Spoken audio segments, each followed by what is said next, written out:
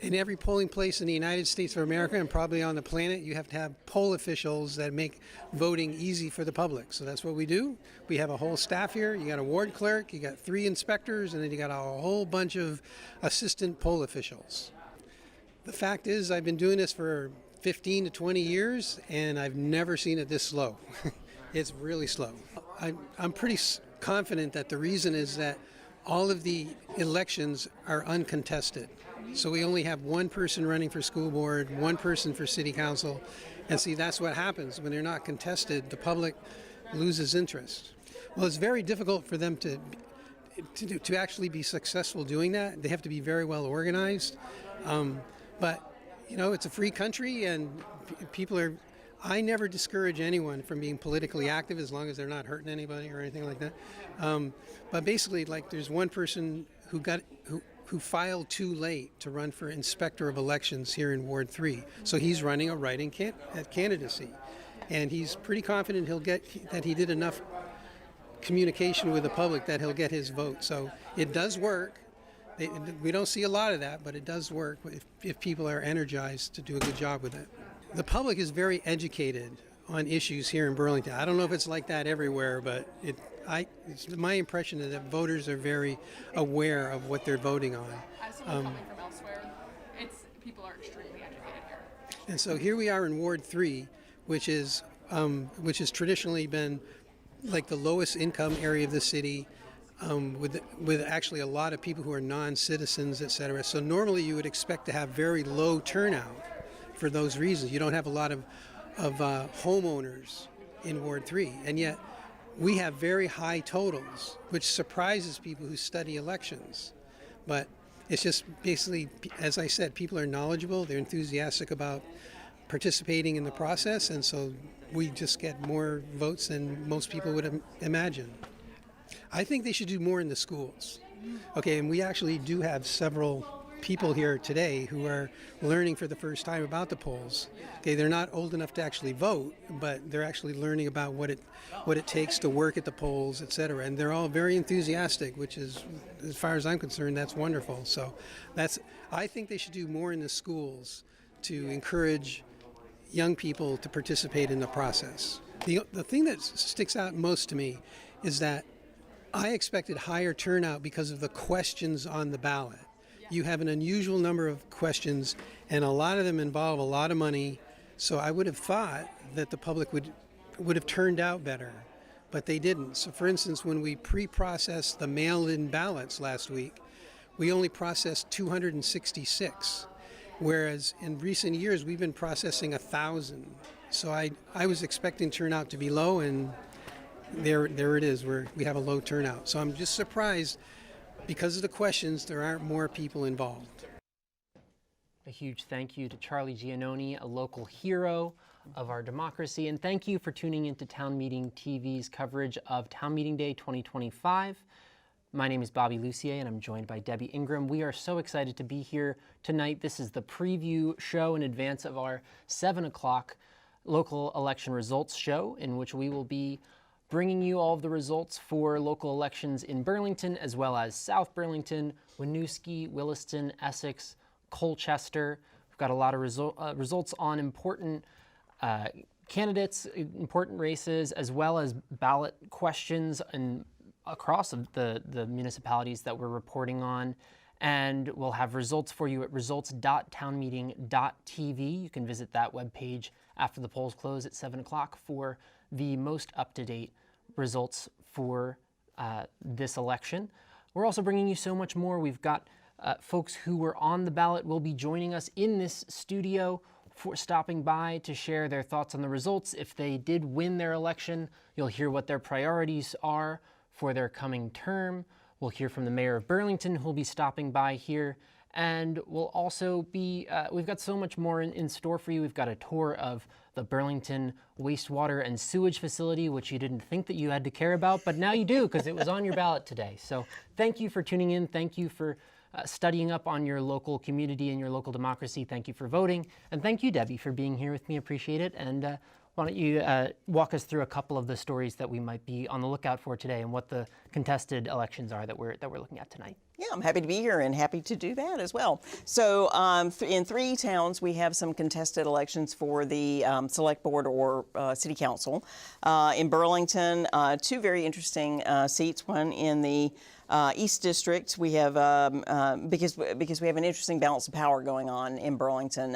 Right now, the Democrats and the Progressives are evenly split because Joan Shannon has stepped down, and so we've got a Democrat and a Progressive, Ali Schachter and Kathy Olwell, running in the East District, and then Joan Shannon's vacant seat. Also, there are 2 people. Buddy Singh is the Democrat, and he's running against Jennifer Monroe Zakaris, the Progressive.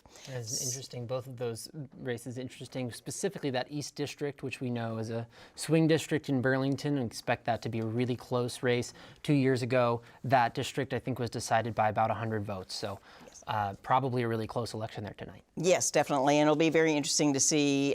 Sometimes people feel like the first election after a mayoral election is kind of a referendum on how the mayor is doing, so it'd be interesting to see how her party does in this election. Absolutely. Right, and then also in South Burlington, we have a contested seat. An incumbent is running against a challenger.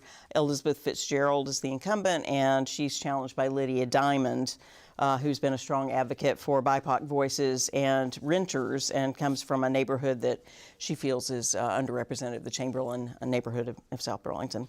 So that'll be interesting. We want to take a look at that. Right, because South Burlington doesn't have the ward structure, right, that Burlington does. And one big at-large municipality where all 5 of the city councilors can live anywhere in the municipality. Is that right? That's right. Yes. Yeah. So that is it's very, very interesting kind of race there. Yep. So also in Colchester, we have 2 seats, and they are both contested. Actually, quite a number of people are running for those 2 seats. The incumbent and the clerk, Jackie Murphy, is being challenged by Amy Vetters, who is a small business owner, grew up in Colchester, younger, says she wants to bring younger leadership to the town. And then the 3-year seat has 4 candidates running for a seat that is vacant because Tom Mulcahy, the vice chair, decided not to run again. So that has Mark Houle, UVM-MC administrator, Rob Mazza, who's probably, his family name is probably the best known, and he runs an excavation business. That's the same Mazza family? Yes, that's right. Yes. Paul Pecor is a teacher, and Ralph Perkins is a production manager for a large corporation. So the 4 of them are running for that 1 seat. So that should be quite interesting. That is interesting. Yeah. So and then we've got and then in. Do we have any other contested? I guess not. In Winooski and Essex, there are ballot questions that we will get into in a moment here. But I mentioned we have so much more in store. We have election results, and we also have folks stopping by into our studio. We've got Travis Washington, who is in Studio B, who will be chatting with the folks who stopped by in our studio, folks who were on the ballot today, folks who are leaders in our community, who we can look to understand a little bit more about how this election is shaking out. Let's hear from Travis now to hear a little bit more about what we can expect in Studio B tonight.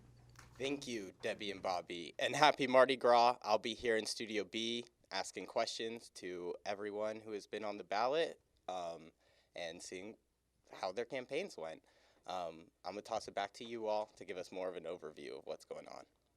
Thank you so much, Travis. You'll see the election results room there. That's the room just a few feet away from where we are now. We have volunteers stationed all throughout Chittenden County tonight who will be calling in the results of the election as soon as the polls close at 7 o'clock. You still have time to vote, by the way. So, the polls close at 7, so if you haven't voted yet, get out there and cast your ballot, and then come right back here at 7 o'clock for the election results, which we will have for you in studio. We have a number of folks on this incredible team who are gathering the results, and we'll be compiling all those on results.townmeeting.tv. Yeah, and I'd really just like to highlight what you just said about folks going out and voting. I mean, we've heard, we just heard from Charlie that turnout in Burlington has been kind of low.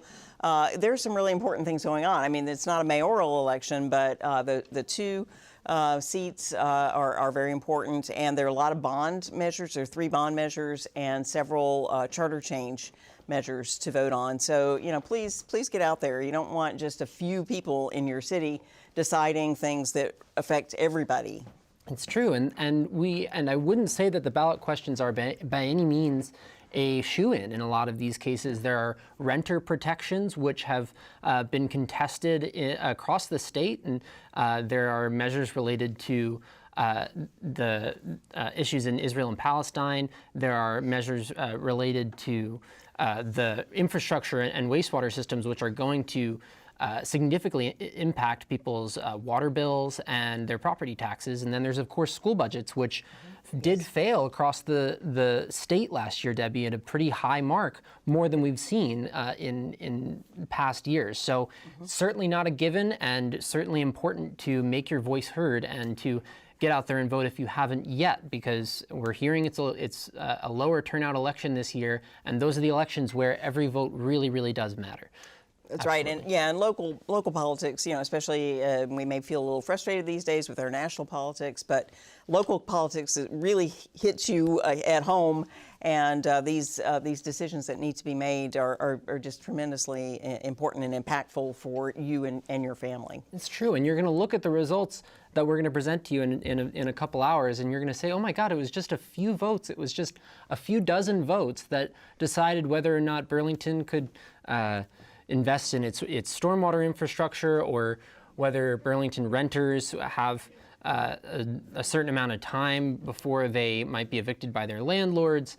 All really important things on the ballot that are worth tuning in for and worth casting a ballot for. So let's dig a little bit further into, we mentioned the Burlington ballot has quite a lot on it tonight, Debbie, and we've got a couple of the candidates you mentioned, as well as those ballot questions. We talked about a couple of them, but what is on the ballot in Burlington? Yes, yeah, definitely some very interesting things. So, so the 3 bonds, one is a general obligation bond, which pays for city infrastructure, public facilities, sidewalks, parks, city buildings, a fleet of electrical vehicles. So that's a $20 million bond, and it requires a 2/3 vote, but it's some really basic, important things. So that's certainly worth getting out there for. The water infrastructure bond is around drinking water, and that's a $20 million bond. And then the lake revenue bond is very large, and it's very important in terms of both wastewater and stormwater. It would be $138 million on the wastewater and $14 million on the stormwater. Now, that would definitely impact people's water bills, water-related bills. It would see a big increase, in fact. But again, these are things that, while they're not glamorous, they're really important. I mean, you need to have this kind of infrastructure. When things don't work properly, you really notice. So it's probably worth investing in, but it's certainly worth voting on. Absolutely, and certainly interesting to keep an eye on all of the infrastructure construction and renovation happening in the city of Burlington and nearby right now, as our aging infrastructure results in some bills to pay for the municipality. So we mentioned a couple of those contested races in the Burlington City Council, which will be one of the big issues that we'll be keeping an eye on tonight, as the Progressives and the Democrats are vying for control of the City Council here. If the Burlington mayor, as a progressive, is able to pull her party into a majority on the City Council tonight, it would be the first time in Burlington history that the Progressive Party would have control of both the City Council and the mayor's office, and that would be quite a change compared to the stronghold of Democratic leadership that has been in place on the City Council. Let's hear from a few of the City Council candidates from both the Progressive and the Democratic Party running for City Council today. I am a mom of 2 kiddos who go to the Sustainability Academy in 1st and 3rd grade. I live with my husband Mike in Ward 1, and I work downtown at the Flynn, and I walk to work every day, walking from Ward 1 through Ward 8, right downtown to the Flynn. And I love working at such a pillar of our community and something that I think brings out the best when we're all sort of laughing and bopping our heads together in community to music. It really reminds me of the best parts of Burlington. I'm a retired social worker by profession, and I have worked both at King Street Youth Center and Sarah Holbrook Community Center. I have served on the Burlington School Board for 10 years. 4 years I was in Ward 7 in the New North End, and 6 years from 2016 to 23, I was from the East District. And I have also worked at and started the New North End Youth Center. I'm running for City Council because I want to show up for my community. This is an especially challenging and divisive time, and rather than kind of back off, I want to lean in, and I want others to lean in with me. And I think that I bring some key skills, perspectives, and leadership skills to the table that are really well suited to the moment in Burlington. And you know, I've been knocking on a lot of doors, having a lot of conversations, and every one of those conversations is like a mini job interview. And it's just reinforcing the idea that I want to do this, that I think I'm good for it, and that I can get the job done. I've been in Burlington for a long time. You know, I've grown to love Burlington and care for this community in a variety of different ways. I spent 18 years on the Marketplace Commission. And I got to see firsthand how the business community intersects with city government and how important it is for economic vitality, having rooms and meals and gross receipt taxes take the burden off of regular households. I spent 15 plus years on the board of the Boys and Girls Club, and I've seen how well this community comes together to help each other and, you know, lift the whole community up. So that's why I'm running. Those were the 4 candidates running in contested races on the ballot today for the Burlington City Council. Buddy Singh and Jennifer Monroe Zakaris running in the South District. That's Joan Shannon's seat. She has vacated that seat after 20 years on the council. And also the East District candidates, which you saw earlier in that clip. Kathy Olwell, the progressive, running against Ali Schachter, the Democrat, in the East District. That's over in the Hill section and over kind of by Winooski. We should also mention, while the North District and Central District races only had 1 candidate on the ballot, we are hearing that there is a write-in campaign from Ali Jang in the North District. Ali Jang, who was the North District City Councilor, or maybe he was Ward 7 or Ward 4, I don't totally remember, but he was there for quite a while, and so he's running now again after seeing that Mark Barlow, who was an independent for a long time, is now running as a Democrat unopposed in the North District. Debbie. Yes, yeah, I mean, that's an interesting development that's really only happened in the last day or two, we understand. Kind of on Facebook, the write-in campaign has gotten some traction, and, you know, it's kind of interesting to begin with that Mark Barlow decided to throw his hat in with the Democrats and stop being an independent. So, yeah, that makes this a little more dramatic, and we'll see how that winds up. How that shakes out. It is. We should note that a write-in candidate does potentially impact our ability to report results with the same speed that we might get you some of the other results. So that North District, while it's of course always really challenging to unseat an incumbent, let alone an incumbent with a write-in candidate, it is going to be interesting to see how many votes Ali Jang does drum up with his last-minute write-in candidacy there. That's not the only write-in candidate that we have on the ballot, and in South Burlington, actually, it looks like a write-in candidate is likely to win one way or another for the school board seat, Debbie. School board seat, that's right, yes. Yeah, and I just wanted to add to what you were saying about write-in candidates. I have served as a justice of the peace in Williston for many years, and when you know, the town clerks are required to write down all of the write-in candidates that are put on the ballots, and it really adds quite a lot more to the JPs helping the clerks count the votes. So it's you know, it is time consuming, and of course this is good that Allie's running an organized campaign, but I do want to caution people not to like write in Mickey Mouse or something like that, just to protest, because it really does put a burden on your community members who are trying to volunteer for these things. Yeah. But yes, you brought up South Burlington, the school board. It's true that there are 2 write-in candidates for a 1 year remaining on a 3-year term, and that's Carolyn Gracie Lawrence and Emily Hoffman. Emily is a South Burlington High School and a UVM grad, has kids in the school. Her father was a school administrator, actually, and Carolyn Lawrence has served the town as a recreation planner. So that'll be interesting to watch. That will be interesting, and of course, yeah, that race might take a little bit longer than some of the other ones. We also have the school budget, of course, and this is also just to note the folks who are running for South Burlington School District in the other races here. I believe that these are all uncontested That's right. Races. So these folks, a couple of them are incumbents, a few of them are new, and they will all very likely, we are not aware of any write-in races, campaigns against these folks, so they will likely make it.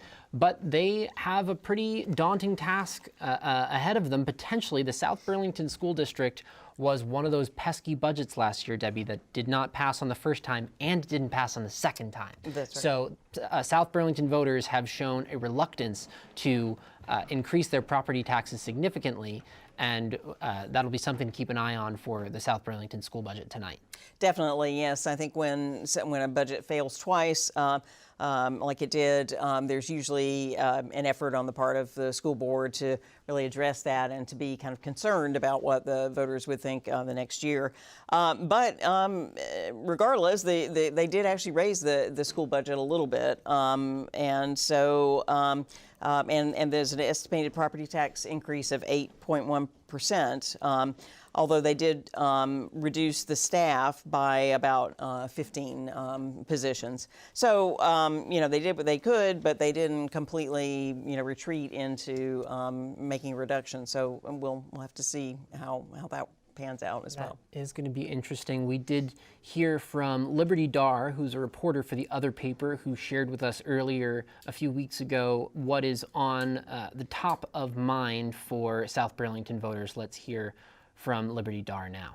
The city budget is at $55 million, which is slightly less than it was last year, although people are going to see, a slight increase in their municipal property taxes. I think it's around 3.3% with this associated budget. But I think what everyone was really looking at this year was the school budget, which was 7% expenditure increase over last year at $71.5 million. So I think that was kind of the big one that people were going to the ballot box to sort of. It was voted down twice last in 2024. Year. Yep, it was voted down twice. It passed on the third try.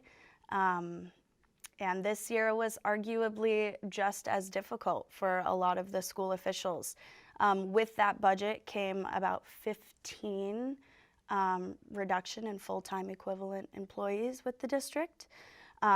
Lots of feedback from residents. We're super tapped into school board meetings leading up to the town meeting day vote for sure. Reporting from South Burlington on some of the dynamics behind the South Burlington school budget, which South Burlington voters did weigh in on today, and you'll hear from right here the results of that school budget election. You can tune in here to Town Meeting TV. We're on YouTube. We're on cable channel. What is it, 217 or 317, Jordan? No? One or the other. One or the other. Yes, and we're also on Comcast channel 1087. And you can find all of the results that we'll be reporting tonight at results.townmeeting.tv. Taxes, property taxes, of course, are a big story tonight, Debbie. It impacts everyone. It impacts both the folks who own their homes and are looking at the property taxes going up to fund education costs, and it also impacts renters who, I myself as a renter, have to keep that population in mind. About half of Burlington is made up of renters, and there's an impact there too. Landlords increase their rent for when their property taxes go up, so it's a cost that everyone in the community bears. What are some of the dynamics that we're looking at behind the school budgets that folks are voting on today? Yes, it's a really interesting dilemma for a lot of school boards to try to figure out what they need to do. Actually, in the cities that we're covering tonight, only one school board decreased their budget to try to fend off any problems. That was the Champlain Valley Union School District. Everybody else has made at least modest increases. But yes, we saw in the November election last year that there was kind of a taxpayer revolt, if you will, a property tax revolt. And it's the state education property tax really that has a big impact on the taxes that people pay, and they don't have that much control over that. So it's a kind of weird disconnect that we have in our system. On the one hand, the state property tax is good, I think, because it tries to make it equitable across spending equitable across all the different towns in the state, and so that lower income towns, smaller towns, can have a high quality of education just as some of the larger areas. But then it does actually come up with winners and losers. I mean, there are some towns that have to pay more to try to kind of help others. That is, and it is confusing to follow along. Yes. For example, that graphic that we just showed, you mentioned that, for example, the Burlington School District did make some modest increases in their budget, and yet the property tax impact this year, property taxes in Burlington are actually projected to go down a little bit. And trying to wrap our heads around that has been difficult. But what are some of the dynamics there? I think the same dynamic is at play in Winooski. And meanwhile, Champlain Valley, that's Williston, as well as a few other communities out in sort of the... Heinsberg, Shelburne, and Charlotte. There you go. Yeah. Are having to make some larger cuts to just get to the same level of property tax reduction that Burlington got to. How does that happen? Right. Well, a couple of things at play. So a lot of the driver behind increases statewide are healthcare for healthcare prices, health insurance for teachers and staff. That keeps pushing the costs up. There's a new pupil weighting program, which was based on a study that was done. It really does actually cost more to educate students who have English as a second language, or students who have other special needs. That weighting generally benefits some of the places like Winooski and Burlington, where more of those students are. And so it really, people don't know completely what their property taxes are until the state looks at all the different votes, all the different local votes, and then compiles that information, and then the legislature sets the state property tax at the end of the whole season. So it is complicated, and it's hard to figure. It is, and we will try our best to unpack it for you. We have an incredible team that is working to bring you the election results tonight. Let's hear from Travis Washington, who's standing by with some of the folks who were out at the polls this morning to chat with voters and hear what was on their minds. Travis? Hi, yes, I'm here with our Exit Voices team, some of our Exit Voices teams, Emily Brewer, Logan Skinner here. How was Exit Voices this morning? It was really fun. This was my 6th time going out and doing Exit Voices, and my first time doing it in Burlington, so that was pretty special. Logan? Yeah, I was really excited. It was actually my first time. Cold, but really exciting. Amazing, amazing. And was there anything that you learned this time around that struck you as interesting? The vibe was different in Burlington. I typically go out to Essex and Winooski and Williston, and what I really love about Burlington, I mean, you can see it in all the communities, but the sense of community is really there in Burlington, especially with all the bake sales and people that bring their kids. I think that's really fun because they're the next generation. So. Yeah, I think for me, is learning more about ballots that I haven't been looking at. Like Winooski is actually a really contested ballot this year. Learning about the apartheid-free declaration and actually hearing a lot of various different opinions and views towards, like, there were people handing out information at the polls and different people's reactions to that. So I thought that was really interesting. Okay, and speaking of voting and that kind of stuff, like what did you learn about voting and civic engagement, even voting in Burlington or voting in some local elections? What I thought was really cool was when we were at Ward 3, there was a bunch of students there from the Rock Point School that were helping out elected officials, putting ballots in the machine, helping people get registered to vote. And some of them weren't even old enough to vote. So it was really cool to see them getting involved in the process. I didn't know that was a thing. So. Yeah, I think building off of that, like not understanding how much volunteer work goes into voting, like even seeing our own coworker Charlie at the polls at Ward 3. Yeah, it's really impressive how much people support our local democracy. Amazing. Well, thank you so much for all your hard work, and thank you for joining me here. I'm going to send it back to Bobby and Debbie in Studio A. Great. Thank you so much, Travis. Thank you to Emily and Logan for heading out to the polls this morning. We have so much in store for you tonight on our election results show. This has just been a sneak preview. You can tune back in here at 7 o'clock for a full rundown of the election results in Burlington and the surrounding communities. We'll have interviews with the folks who were on the ballot. You'll get, we'll have a number of other bits of little snippets of content here and there that help to make sense of all of the election results and why this election is so important, Debbie. It really is a big one.